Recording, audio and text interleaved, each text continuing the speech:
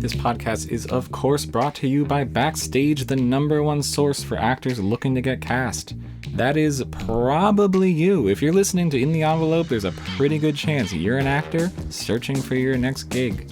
Friends, wonderful listeners, I've got some good news. Backstage is offering 30 days free just for you, our In the Envelope audience. 30 days, totally free. I'm a podcast host. I don't do math, but I do know 30 days for $0 is a pretty good deal.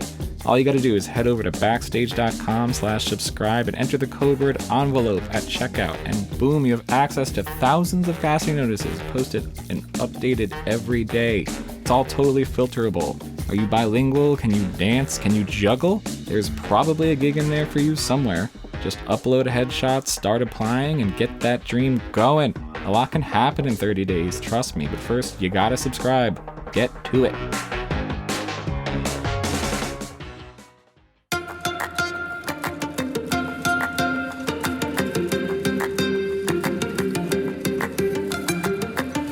Welcome to In the Envelope, a podcast from Backstage, the one-stop shop for actors and creators both above and below the line. I am your host, Vinny Mancuso, Backstage Senior Editor and Professional Entertainment Obsessive. I'll be your guide through every corner of the creative industry with the help of some of your favorite stars. Here you'll find intimate, in-depth talks with today's most award-worthy names in film, television, and theater. Along the way, we'll get advice on living your best creative life, relatable stories of the highest highs and lowest lows, and maybe, just maybe, a rare peek in the envelope.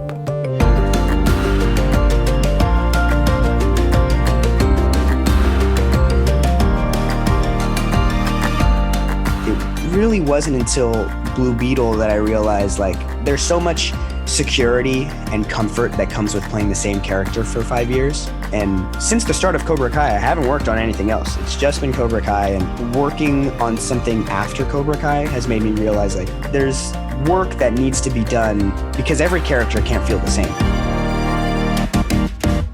Welcome to In the Envelope, the Actors Podcast, and not just any episode of In the Envelope, but the 200th episode of In the Envelope. That is a truly staggering number of episodes. We are so excited. Now, I wasn't here the entire time, but I did watch this show grow from very humble beginnings into what it is today, which is a well-oiled, kick-ass machine. And there are so many people to thank for that. Jack Smart, of course, your former host of the podcast. This podcast wouldn't exist if it wasn't for Jack. Our producer, Jamie Muffett, Casey Howe, Samantha Sherlock, Mark Stinson, more than 200 incredible guests who gave us their time, their insights, their creative advice. And you, of course, the listener, anybody who's ever taken the time to listen to In the Envelope, whether it's all 200 episodes or you're here for the very first time, thank you, thank you, thank you. I promise that just because we made it to 200 that we are not getting complacent. The future is bright and exciting for In the Envelope, and I cannot wait to share what we have for you in the next few episodes, the next few months, the next 200 episodes, the next 400 episodes, whatever. And speaking of an upward trajectory, we decided to celebrate our 200th episode with an actor who is, I almost said up and coming, but it's more like he's blasting into the stratosphere as we speak. I am talking, of course, about Xolo Maridueña, who has been kicking ass on the massively popular Cobra Kai for 4, soon to be 5 seasons, a job he recently had to balance with leading his own DC Comics movie, Blue Beetle. Now, there's been a lot of questions about the DC cinematic universe lately, but none from Xolo. He seems primed, he seems ready, he seems very pumped for this movie to make it into the world, and that energy is infectious. You'll see, because we are going to get into it right now. Here is Xolo Maridueña.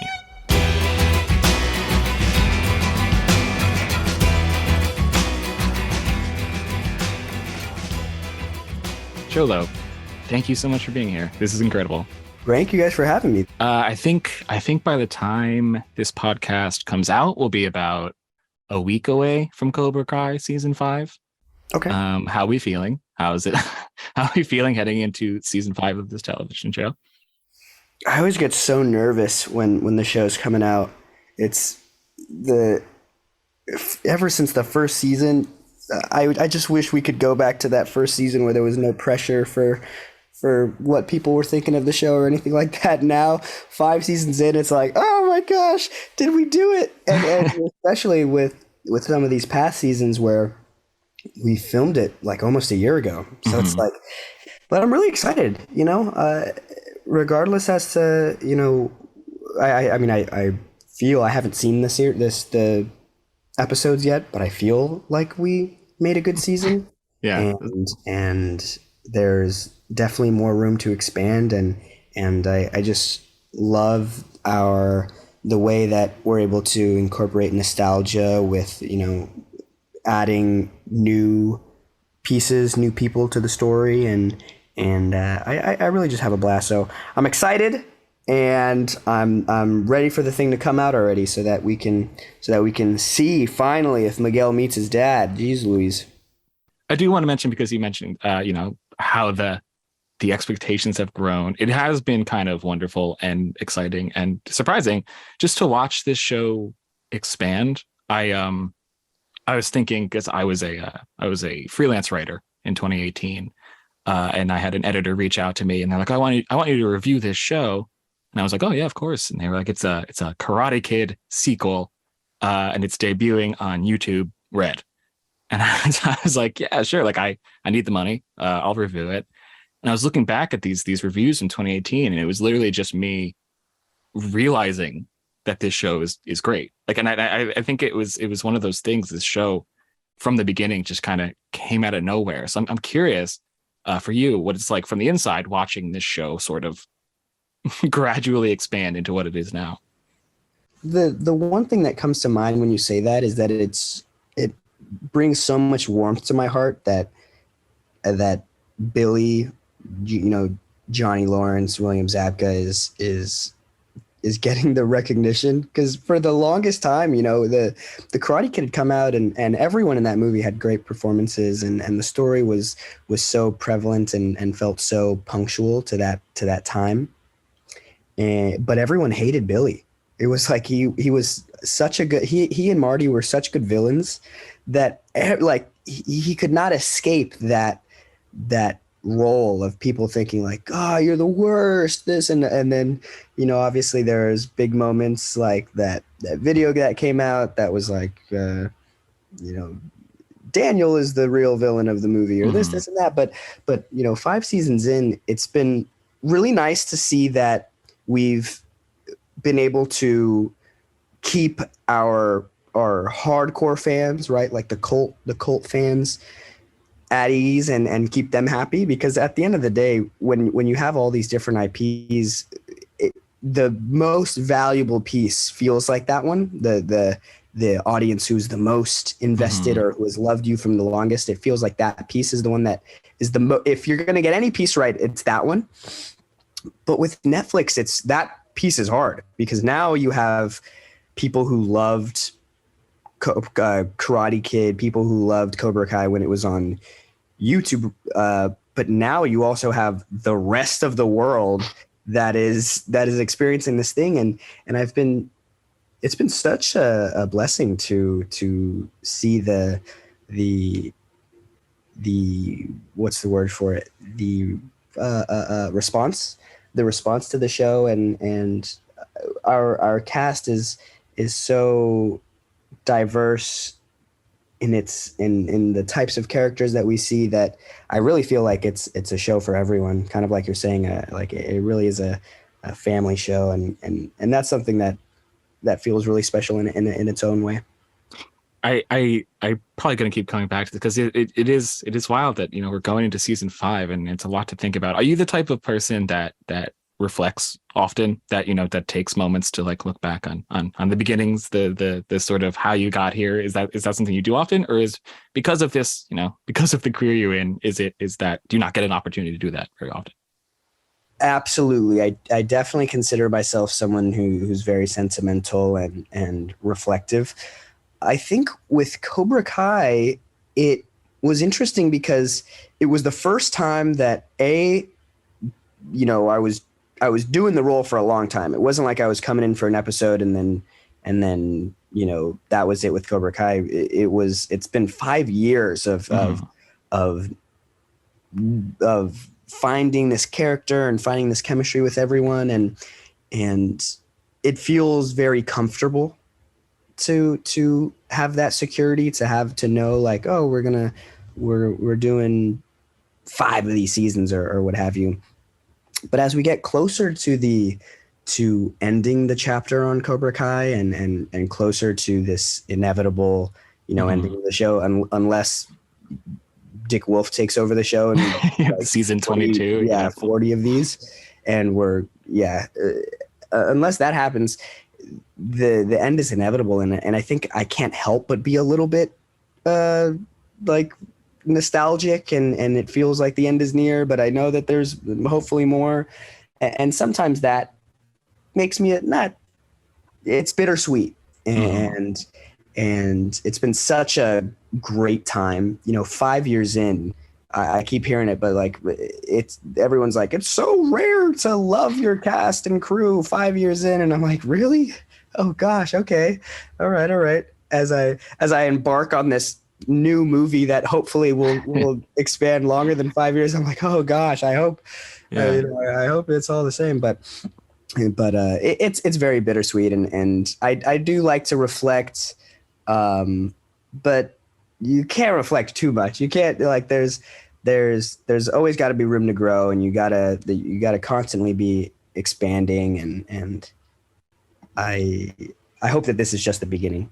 Absolutely. Well, I love to hear it, and I love to hear that specifically because I am going to ask you to reflect even further than that, because on this podcast we do love to see the whole journey. We love to sort of walk over how you got here, and that for you, I was looking at your entire career trajectory, and I was kind of curious what the starting point was, because you had the breakout role on Parenthood, and that was sort of your launching point. I'm curious where that came from, what the desire to get into acting, where that came from for you. Were you auditioning before that? Were you looking to get into acting? What was the before and what was the after for you as an actor?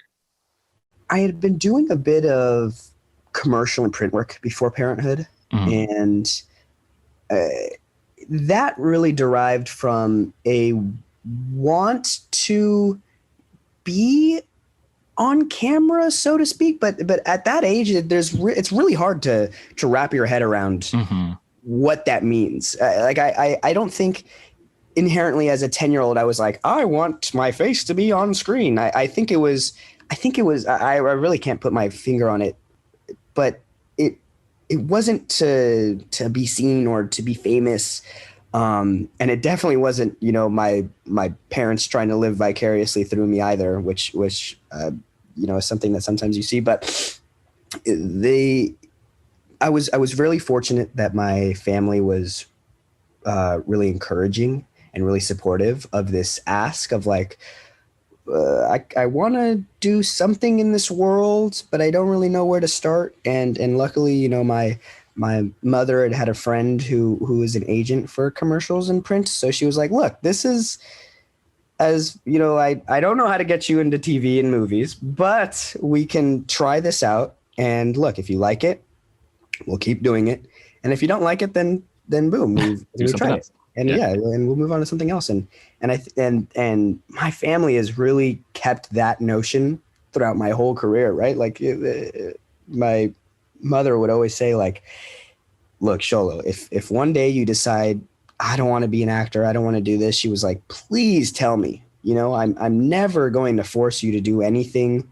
I'm not going to push you into this world if you don't want to. Like, we want to support you if this is something that you want to do. And then Parenthood came along, and what once was a means to pay for college with print and commercials turned into a realization that this is what these people do. This is their lives, and they have crafted their ability, and they are living and thinking and breathing acting, and that was really inspiring to work on Parenthood and to see Craig T. Nelson, Peter Krause, Erica Christians, everyone on that show was a veteran, and to be someone, just to be someone in the room, because honestly at that point it was kind of like come in and say your lines and then go back to school, because I was like 11, 10. It was like I wasn't gonna sit down with Craig T. Nelson and be like, so tell me what the 80s were like. Like I wasn't. You didn't have a process at the age of 11. I didn't have the process. I didn't know what questions to ask. Mm-hmm. It was a lot of the times it feels like a blip. It feels like it happens so fast. And that's because at 10, 11 years old, a year of your life is a tenth of your life. But now, as I head towards 22, it's the years sometimes feel a little bit quicker. But they get quicker. They get quicker. Just snap. Just to warn you, a few years in the future. Good thing we'll have these interviews and exactly to look back towards. But the Parenthood, I think, was really, like you said, the starting point of me figuring out that this is what I wanted to do, and like this is what this is what I want to do with my life. And then I got into high school, and I didn't really, honestly, from Parenthood to Cobra Kai, there wasn't a ton of stuff happening. Like there were a few things here and there, but Cobra Kai was then the thing that I think helped me really craft my acting ability, especially on those first couple of seasons, like I was saying, where there was no pressure. There was just, let's come on set, and I really owe a lot of it to our creators and to Billy Zabka, because they from the get-go believed in me, and they really helped me build my confidence on and off set, and that was really helpful. And going into Blue Beetle, I think it's had Cobra Kai not happened, not only would Blue Beetle have definitely not happened, but the fears and the pressure that comes with doing the movie was really put at ease by having all the experience on Cobra Kai and before that. I'm curious. I was going to ask, because was there a moment where you noticed that you were kind of building a quote unquote process? Because a lot of this sounds like very informal training. So when did you start to recognize what your approach to acting would be outside of, like you said, show up and say your lines? When did you say, oh, you know what? I actually have a take on this. I know how to do scene study. I know how to do character study, stuff like that. When did that get into the mix? It got into the mix, and I hope I don't regret saying this, but working on Cobra Kai, a lot of the instincts that, and I'm just speaking for myself, I can't speak for anybody else, but a lot of the instincts that I had, I was a 16-year-old playing a 16-year-old. It was I was a high schooler playing a high schooler, and a lot of the experiences and a lot of the narratives that we were running through were ones that weren't too far off from things that I had experienced. So getting to work with Billy, or especially the other kids on the show, it felt very natural. There wasn't, it wasn't like I had to make a big reach. I wasn't playing Hawk, where, I was a 16-year-old who all of a sudden was playing a 16-year-old who has a back tattoo and a mohawk and is, super chaotic. It was the character that I play at that moment, at that time in my life, felt pretty on par with what I was going through, And I think it really wasn't until Blue Beetle that I realized, like, there's so much security and comfort that comes with playing the same character for 5 years, and since the start of Cobra Kai, I haven't worked on anything else. It's just been Cobra Kai, and I think at working on something after Cobra Kai has made me realize, like, oh shoot, there's work that needs to be done, because every character can't feel the same. It's, and there are some people who are great at playing similar types of characters, and there's a place for that. But I think with this, it was like, oh, okay, shoot, I have to fit, like, I have the tools in front of me. I have experience, right? I've done I've done 10 years of this, right? There must be something that I can, pull from these experiences, but also there's a lot to learn when it comes to playing a new character, and especially one that is not like yourself. And that process was a pretty uphill process, because you have to have a lot of humility. And I think it came from, the first couple of times working with the producers and the director, where they were very blunt about how they how things were going. And I think that really helped me, kick into a new gear and really start to find the tools that'll help me expand on the things that you're talking about, on script analysis, on building characters, on being able to, just run scenes better, just being able to be in the moment, or whatever it is that works for anybody. Like, working on those things was, I think, really the biggest moment in my recent life has been, working on Blue Beetle and or I should just say, working on a different character aside from Miguel. Well, I'm curious about that, because it kind of sounds like a trial and error process, but also at the same time a trial by fire process, where you're kind of being thrown from Cobra Kai into Blue Beetle, which is a massive step, but also you're kind of figuring it out in that transition. So I'm curious if there's anything that comes to mind of that you maybe thought was the right way to go about something that wasn't, or a particularly trial and error moment that really taught you what it is to make that leap to playing a new character. Is there anything specific that comes to mind where you're like, oh, now I kind of get this aspect of it? Yes, there is a moment. I think I can talk about this. I'm like, I guess we'll find out. I get nervous kind of talking about this, but Ashton, if you're there, you can hear what I'm about to say, and then you can tell me, and we can talk about it and see if it's this right. Isn't live. This podcast is not live. Perfect. All right. So, heading into Blue Beetle, I hadn't auditioned. I had the really once in a lifetime opportunity to be booked just off of the director believing in me and being like, this is the guy. It has to be this guy.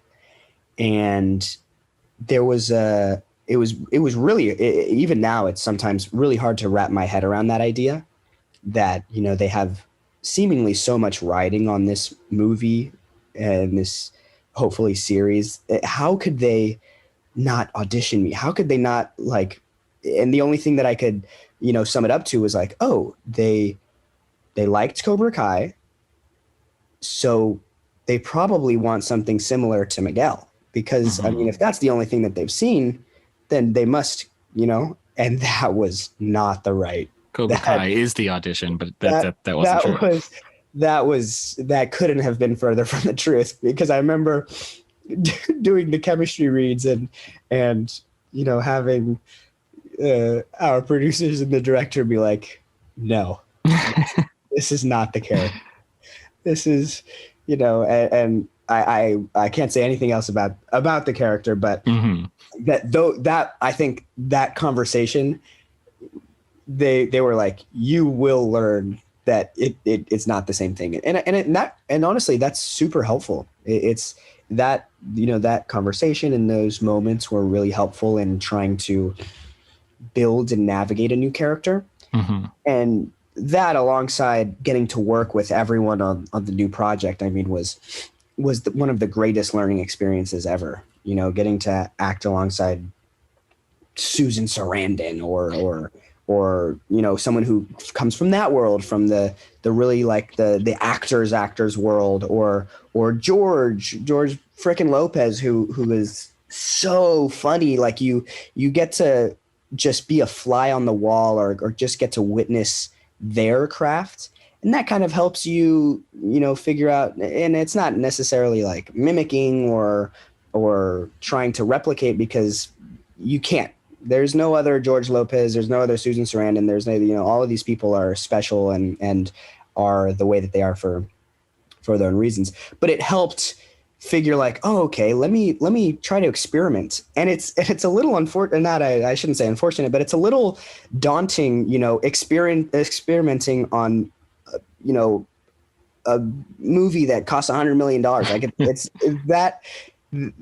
Very expensive experiment. It's a very expensive experiment, but to be quite honest, we did it for sure. And I hope that this interview doesn't come back to bite me in the butt where they're like, you said you did it and you failed. You promised us you did it. You promised us you did it. But I honestly have 100% confidence that we did it. And that really is just due in part to, the cast and crew. I wish I could come up here and be like, the movie's my name. I did it all. I set up the lenses and I, did it all. But no, it really was a group effort, and it was awesome. What was the timing like between Cobra Kai, especially season 5, and Blue Beetle? When you learned about Blue Beetle, when you were shooting Blue Beetle, when you're shooting season 5, what was the back and forth there, but in terms of just like your schedule? Yeah. So I had found out that Blue Beetle was being. I mean, so let me take a step back. In the world of superheroes, as a kid, there were only 2 kid Latino superheroes that I could look up to. There was Nova on the Marvel side and Blue Beetle on the DC side. So from the get-go, from even before I started doing commercials, it was always like, oh man, how cool would it be to be one of those characters to and obviously now, there's or I should say like Mexican American, because you have Miles Morales who's Afro Latino who that movie is awesome in itself. But they had announced that they were making a Blue Beetle when I was maybe like 14 or 15. And I was like, no, I'm too young and skinny and small. I can't be a superhero. It's not going to happen. Yeah. They're going to cast the kid from Modern Family. It's not going to be. But,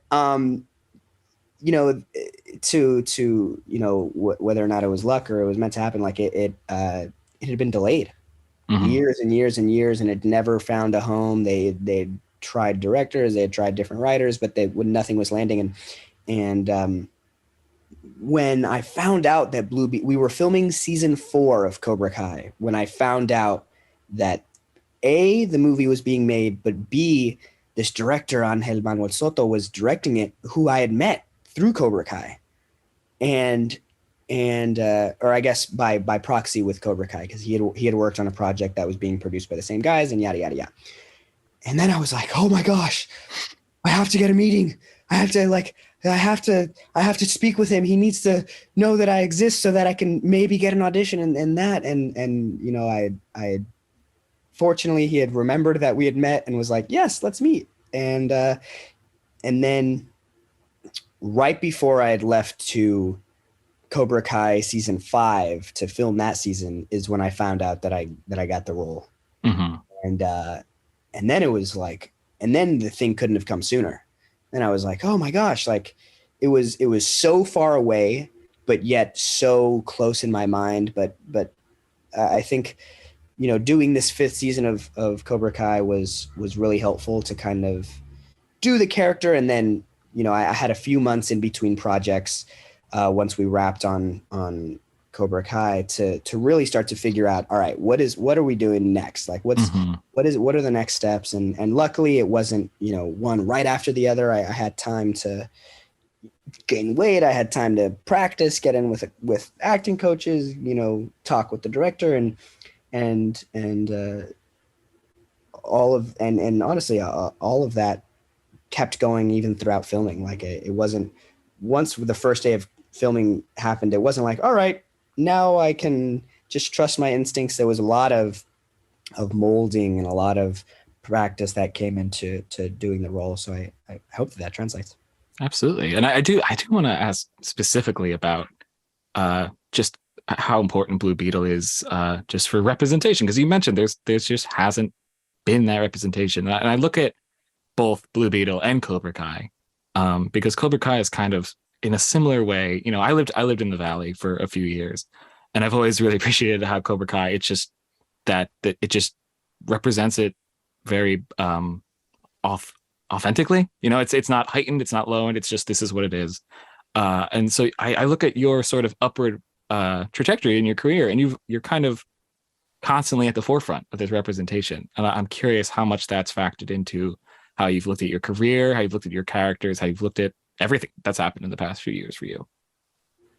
I think talking about the representation part of it all, like there have been roles for Latinos. I think that the difference is that, now we're being represented in a positive light, for the longest time, it was like, the narcos or the gangbanger or the, like, dude, I was 12 going out for like little gangbanger. And I was like, what?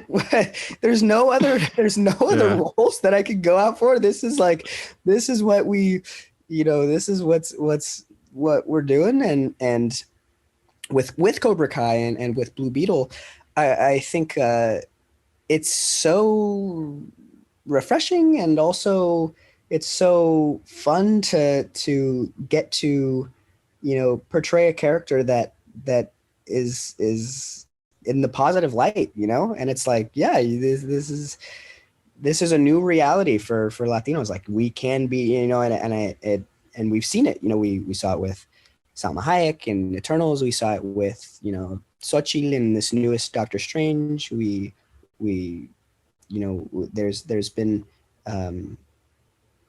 There's been a rise in the world of Latinos and these superheroes, and it really just makes me so excited to just have another way to open the door, hopefully to more.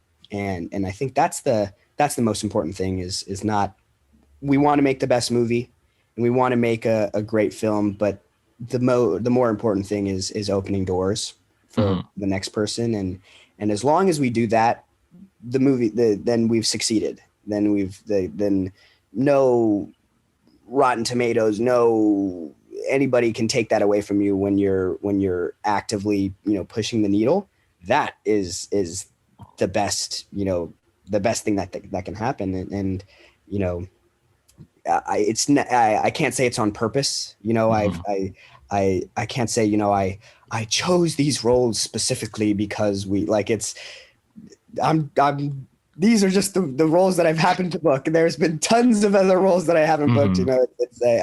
I'm not in the point in my career just yet where I can be like super picky and choosy about, but I've had the blessed opportunity that these past two roles have been ones that I really think have not only portrayed the Latino experience in a positive light, but also in one that's pretty authentic. Like, coming from Cobra Kai, where our creators were really, really made a point to try to make the Latino experience and Miguel's experience authentic, but also not in your face and like, we're going to shove this down your throat, people, this is what, like, it felt very inherent and it felt very natural. And that, I think, is what, makes the difference between, some of these other projects and something like a Cobra Kai or like a Blue Beetle or like these other examples that we see, is that when it comes from a place of authenticity, like it feels so much better.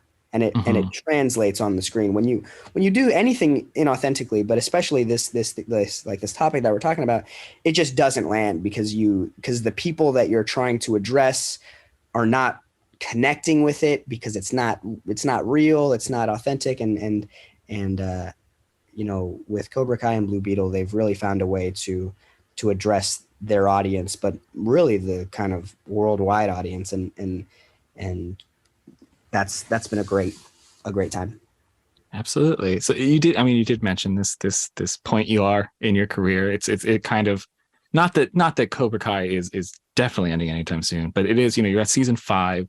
You just did Blue Beetle, which is this massive movie that hopefully will go on. You are sort of at what feels like a swing point, and I'm curious, creatively and just for your career, how you feel about what you want to do next. You kind of mentioned, you can't be picky right now. This isn't a time where you're choosing your roles, but what are you sort of looking for in a role these days? Because it has seemed like such a rapid few years for you. What do you when you sit down, you think about it, what are you looking for these next step after that, next step after that? I'd really love to work in the indie realm. I think that's something that I haven't had the chance to do, and with something like a Blue Beetle, you're on the biggest screen in front of the biggest magnifying glass, and there's so many moving pieces that sometimes, like, that truly the performance is the only thing that I can control. Everything else is up to everybody else. But I there's something I love about a character project, and something I really enjoy. I don't know if I enjoy doing it because I haven't done it yet, but I enjoy watching it, and I enjoy seeing, witnessing other people experience that, and I'd love to head into that indie realm, and head into something that feels really grounded, and I just love to play like a weirdo, or a bad guy, or something. Like the one that comes off the top of my mind is Good Time by I was literally about to say, you're describing the Robert Pattinson route right now. I really love that movie, and kind of like you're talking about the trajectory that he's taken, from being on the biggest screen with something like Twilight, and moving to The Lighthouse or Good Time, or these other movies, and then going back and doing it even better with something like Batman. Like, that's something that's awesome, right? I love that trajectory. There's so many examples of it, right? Timothée Chalamet, you see Dune and Call Me by Your Name and Beautiful Boy. There's I would love to do something grounded. That's the first step. Something that feels like you're stripping away all of the fantasy. There's no random, high school brawls, over drama. There's no scarab that's giving you powers. Like, I'd love to do something. That's the next thing. Aside from that, I have a pretty open mind. There's a whole lot of things that I haven't tapped into yet. So where that starts is foreign to me. But hey, I'd love to do a romance. I'd love to. Yeah, that would be really awesome. I could go on and on. I think an open mind helps. Yes, keeping an open mind helps, and yes. Well, yeah, we got to get you your lighthouse. That sounds incredible to me. Yes, I have to have my what scene sooner than later. You'll get there. So before I let you go, we do have, on some of these episodes, we do something called the Backstage 5. It's just 5 rapid fire questions, just whatever comes to mind, whatever the first thing you think of. That's all we're asking from you. Okay. First question: what performance should every actor see, and why? Oh gosh, that is usually the response to that question. I've seen no movies. Okay, in recent memory, oh my God, it's so much pressure. People are gonna say, "Does this?" Just listen, and whatever comes to mind. Okay, whatever comes to mind. I really, maybe not so much now, but I really, for the longest time, was in love with Ferris Bueller. That character I really enjoy, and if you had asked me 3 or 4 years ago, I would have told you that would have been my dream to remake that movie. Now I don't. Now I feel like it shouldn't be touched, and coincidentally enough, the creators of Cobra Kai are doing their Ferris Bueller movie, but it's not. It's about the valet drivers, and I think that's a great take on it. But yeah, Matthew Broderick. I also. Yeah, that's a really great one. One that is kind of like eerie that is fascinating, but I'm like, how did someone decide? American History X, Edward Norton is another one that I'm like, this is really great. Everyone in Amores Perros. If you guys haven't seen that movie, Alejandro Iñárritu, he's the guy who made, The Revenant. That movie, every single one has a great performance in it. Actually, that's my final answer. That's the answer. I feel like once you start talking about it, it kind of it's like a dam opening. Yes. Question number 2 of 5. Do you find it harder to do physical comedy or physical action? Yes, I do find it hard. It is like doing backflips and kicking people's butts is not something that comes naturally to me. There's a lot of practice that needs to come in, especially with something like Cobra Kai. Physical comedy, I do like. I don't know if I'm good at it because I haven't really had much of a chance, but I love it. I think it's yes. There we go. That's the rapid. Yes. Awesome. We're doing it. This is incredible. Question number 3. Were you ever surprised at how the audience perceived one of your characters? Yes. Working on Parenthood, there were so many, it was like kind of the first time that I was starting to get recognized on the street, and so many people, so many moms would come up to me and be like, I hate your character. Like your character, I hate you so much. And I was like maybe 12 or 13 at the time. Like, what? I'm sorry. I'm sorry.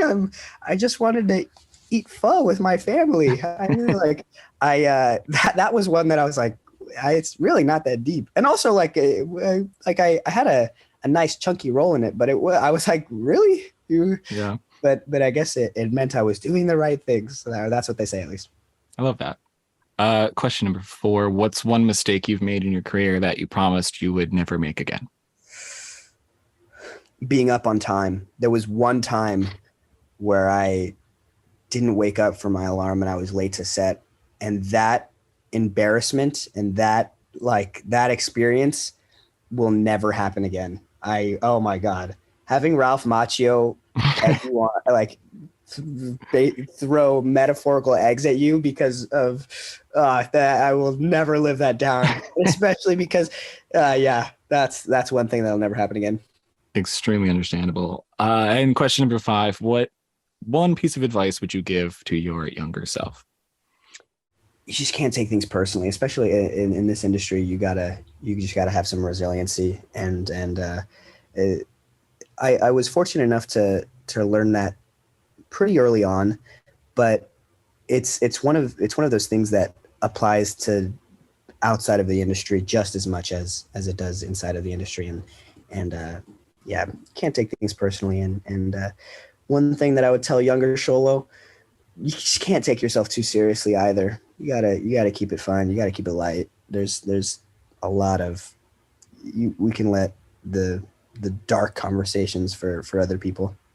I love that. Amazing. It got quicker with everyone. Really appreciate this, Xolo. We're very excited for Cobra Kai season 5. Very excited for Blue Beetle. Very excited for all to come after that. And we'll be watching. So but today this was incredible. Thank you so much for being here. Thank you, Vinny. Yeah, and you too, Jamie. Thank you guys so much for taking the time out of your day, and hope to speak again soon.